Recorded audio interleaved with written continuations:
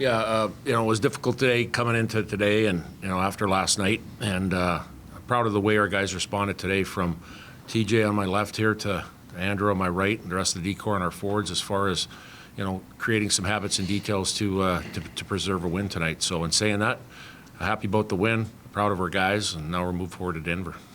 Questions from the student athletes? Andrew, what did you guys do well the first two periods, especially, kind of limiting their... Yeah, I thought we did a good job just sticking to our game plan, playing simple, fast, hard, and north. And fortunately, we got the job done tonight. So. What did you see on your goal? Yeah, Wilkes and forwards on that line made a good play down low, and they were working hard. And Wilkes got a puck up high, and I just kind of saw a lane. And fortunately for me, it went in. What's it like to score your first one at the Ralph? Yeah, it was pretty cool. We have great fans, so. Being able to do it in front of them was definitely really cool. It looks like you had another one right after that, almost the same play. Yeah, I'm just trying to, get pucks to the net, and sometimes good things happen. So. TJ, Arizona State. So what is it a coincidence, or is there something when you play them that throughout your career you've had a lot of success? Yeah, I think no matter who you're playing, you just got to stick to doing the same things and being consistent. And, obviously it was great to get the win tonight against them. And, whenever I'm in there, I just try to do whatever I can to help our team win. So it doesn't matter if it's CC, Denver up next, or, whoever we're playing. So they just call me to the stadium. Yeah, no worries. They're struggling. CC. Do you know that going into a game like this, or does that in the back of your mind at all that you've had success against CC? I think, obviously you just because you live it, right? Obviously we've had a lot of success against CC, but, every game you go in and it's a new game. So you can't count on kind of what you did on the last shot. You're only as good as your next save. So that's kind of my mindset. Control the things you can control, and everything else will sort itself out. And just too, I was really proud of the way the guys battled tonight in front of me. I thought the PK was incredible, and we did a great job kind of blocking shots. And, when we do the right things, we show people that we're a very dangerous team, and we just got to stick to it. What did you think of the third period from your perspective? A lot more work for you in the third. What was that like? Yeah, it was a lot of fun, honestly. I like kind of when it gets a little chippy. It brings me back to just kind of my younger days and some of the teams we played against. But it was great. I thought the guys did a great job of bending and not breaking. That shows that we're taking a step as a group. I thought we did the right things. We were getting pucks in behind them, playing simple, going north and fast. And, again, that's how you close a game out. Yeah, Andrew, why do you think you guys were able to close this one out? Yeah, I think it was the opposite of last night. We stayed disciplined, and we were playing hard, playing for each other, and that's how I think we got it. Anybody else from student athletes? Perfect. Thanks, gentlemen. Great job, fellas. Thanks. Thanks, guys. Thanks.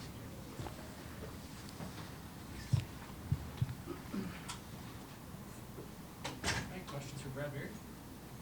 Looks like you might not have thought the third was quite as fun as TJ. TJ's definition of fun and mine is two different ideas of it. But obviously, a goaltender, you like to have action, right? I think at the end of the day you do. But, as a coach or a player, you kind of want to keep doing the right things throughout the game. And, they were right, exactly right. We bent a little bit. Last night we broke.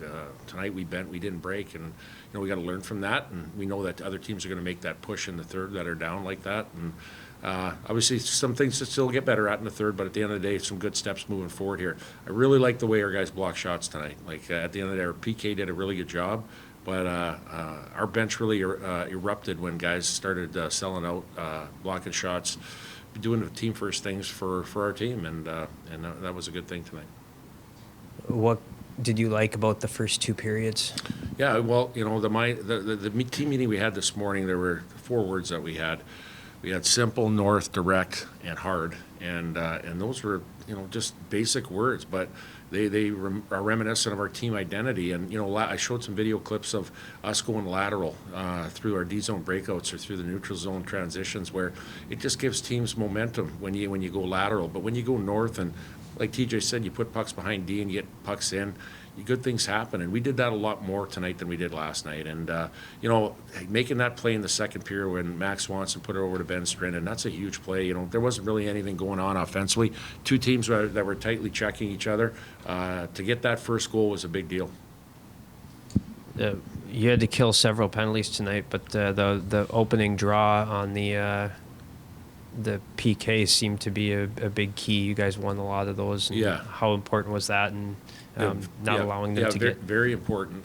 Last night we lost some draws directly back, and they got the zone on us for a while. And anytime you can win and get down the ice and kill some time off the clock and make them calm all the way down is a big deal. And I thought our guys, even last night, I thought we did a good job on the neutral zone on our PK and eliminating chances in the O zone. It's just that, at the end of the day, PKs, very good players you're playing against, and you got to be error-free. And last night we made a couple of errors. Tonight I thought we did a really good job of making sure we take shooting lanes away and making sure that we had some good clears. I know you guys didn't win the special teams battle, but you didn't lose it either tonight. How key is the special teams battle in the second half? Yeah, it's huge. And again, I go I think, what do we have, 2 power plays tonight? 2 power plays. Man, we can't get over the hump of getting more power plays opportunities. And when that happens, it really magnifies your power play as far as trying to be productive. And we had some good looks tonight. We had 5 shots on 2 opportunities. It'll come. We're doing the right things on it. But, like I said, we just got to keep hammering away on the discipline of not taking too many. Did you hear any more on Perron and how long he might be, what timeline you're looking at? Yeah, you know what? So he has got a lower body, obviously, and he got evaluated last night, and I think, we'll go through this week here. I'm hoping, he starts skating this week. But at the end of the day, like I said, we're going to take precautionary steps to see where he's at, and if he can practice and play, we'll do it. If not, we'll hopefully get him back soon after that. But again, I think it's a little too early to tell. Obviously, he wasn't available tonight, and we'll see where it goes this week. Was Dane nicked up too? Yeah, you know what? He missed a couple of practices this week, a couple morning skates as well. So he's battling some things, at the end of the day. And I think that was a situation where, just thinking of him a little bit here too, as far as putting him in a good spot and giving him some extra rest.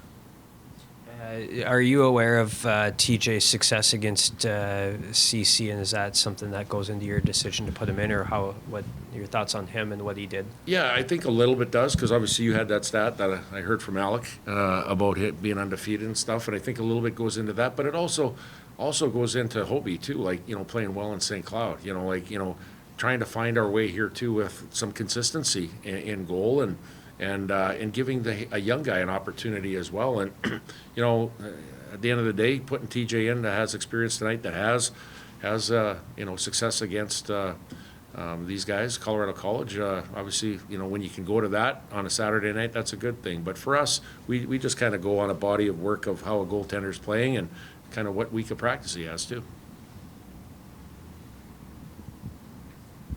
Brad, got a little scrappy at the end of the game there. Just kind of your thoughts on both the teams getting into it and kind of playing old time WCHA hockey.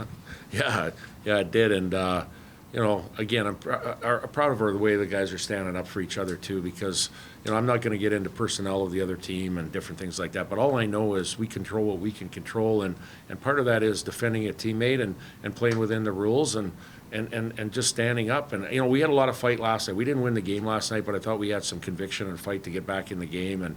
And even tonight here too, like when we had the lead of trying to stand up for our teammates and trying to stand up for our program.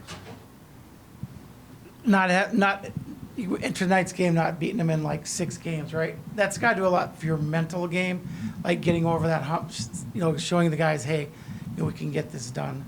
Yeah, and goals are tough to come by. Obviously with, they have some pretty good goaltending as well. And last year we couldn't get over 2 goals a game against them. I know last night we did. We didn't win. Tonight we got 2 and an empty netter. But it's one of those things where you got to have belief and a way. As coaches, give our players a game plan to try to execute a way to beat a team that's pretty good defensively and has good goaltenders. So it is a big deal to win this game.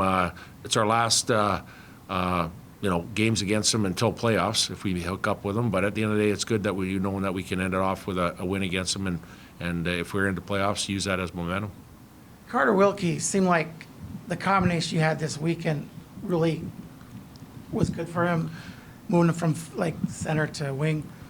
Did that help his game at all? Yeah, well, again, when Jane Perron goes out of the lineup, then you try to see who can fit in that role. We put Kutsi up there. I thought he did a good job, and I think, the big thing for me is, when players play center, their whole life for most of their career, are you willing to be team first and play on a wing? And I talked to Carter today about it, and he's an older, experienced guy, and he's played center all his career, and I just said, hey, you got an opportunity to play with Sasha Bovair and Max Swanson here. It won't be in center, but you take draws on the right dot. What do you think about that? He goes, I'm all in, man. I want to play with those guys, and that's what you want to hear as a coach. As guys that are willing to move from position to position and do whatever it takes to try to have success as a team. Got to hand it to Carter Wilkie. Oh, one more, sorry. Coach, I don't know if he has any more eligibility left, but Dennis Hextall out there skating out on the ice. How cool was that, first off, to see, but also to have the players experience someone that really started it all, the first guy that went from UND and played in the NHL, to have him out there and giving fist bumps to the guys and stuff like that. It was such an amazing night. And again, I love these nights. And Jody Hodson and at the Ralph and his crew in that UND athletic department put this together.